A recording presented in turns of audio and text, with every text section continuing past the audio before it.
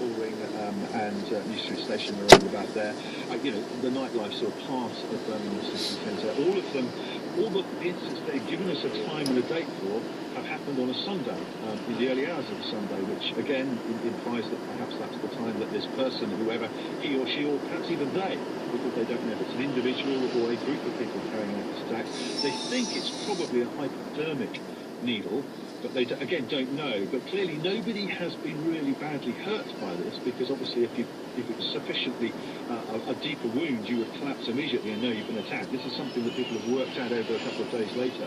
But of course the clear worry is for all of these women, they have to undergo blood tests and other tests just to check that they haven't picked up anything as a result of this needle attack. In all cases they haven't. Baffling the police, but they really want to get to the bottom of it.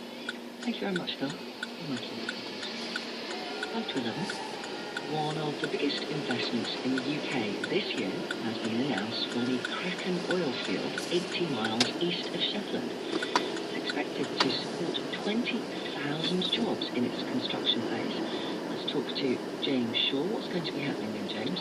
Yes, Victoria, this is a really significant bit of investment news in terms of offshore oil and gas around the UK shores, and particularly, of course, around the shores of Scotland and out to the east of Shetland, which is a kind of deep water area which is very difficult for exploration and extraction.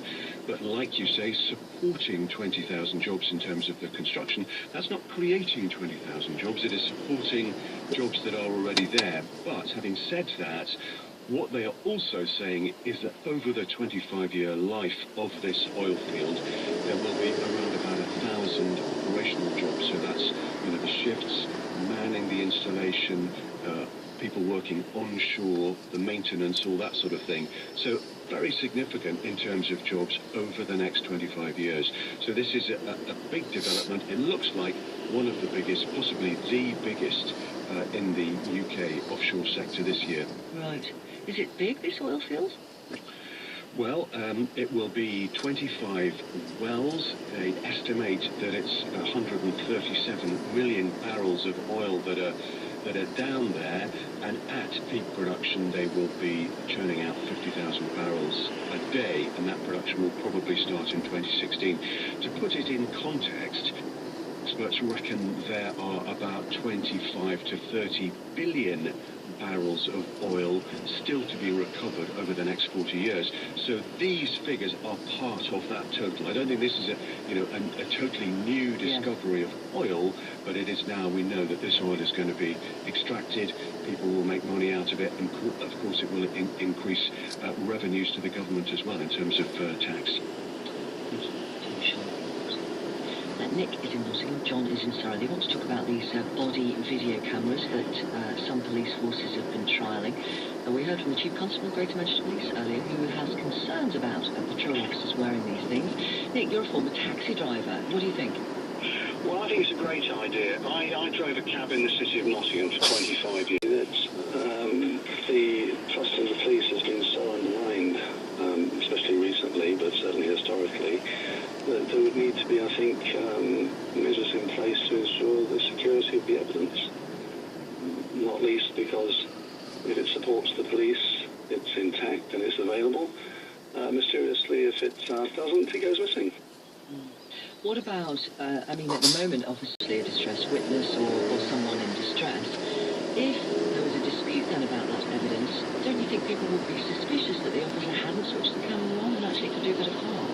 Yes, that's a very good point. I was really referring actually to, as I stated, the confidence in the police has been eroded to such a degree that there would be suspicion that evidence that supports their case was intact and anything else.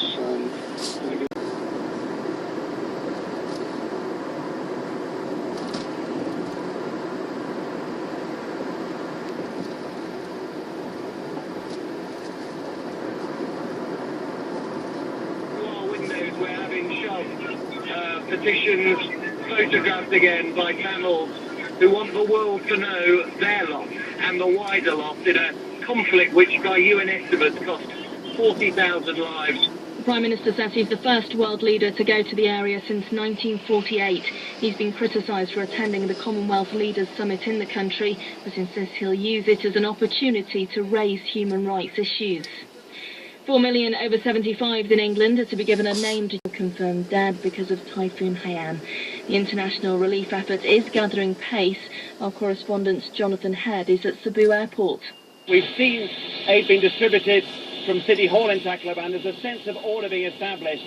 It will probably still take some time for word of mouth to go around to the people of the city and let them know that they really are being helped. And once that happens, they will then have the chance not just to feed their families, but hopefully also to rebuild their lives. A £4 billion investment in a major oil field off Shetland has been given the go-ahead. The construction phase of the project is expected to support 20,000 jobs. Police in Birmingham believe at least 5 women have been attacked with a needle by the same person over the past 18 months. In the latest incident, a 30-year-old woman has been piloting body cams for 6 months. There will now be a larger-scale trial in England and Wales. He told Victoria he's worried they may stop people talking openly. I've got officers and community support officers out there now. They'll be just walking down a street, calling into a shop, having a conversation with somebody, you know, what did you think of the football last night? They'll also be starting to have a conversation about, do you know who's dealing drugs in the area? Members of the public will want to give them information. That's the danger, that the public will be very reluctant to give that sort of information if they are being filmed. And UK border officials say more endangered animal items were seized in the 12 months to April than in any other year. They include 8 live big cats, tortoises, hippo teeth, and a Rolls-Royce upholstered with alligator skin. On digital and online. This is BBC Radio 5 Live. Now, Victoria, Derbyshire. Weekdays, 10 till 12. Call 0500 909 693. Calls are free from most landlines, but some networks and mobile operators will charge. Text 85058. Text will be charged at your standard message rate. This is BBC Radio 5 Live. And the sport himself. Victoria, good morning. WADA has announced that from 2015, serious drugs cheats face a 4-year ban and so will miss at least 1 Olympic Games. They agreed on the new sanctions at the World Conference on Doping in Sport in Johannesburg. The revised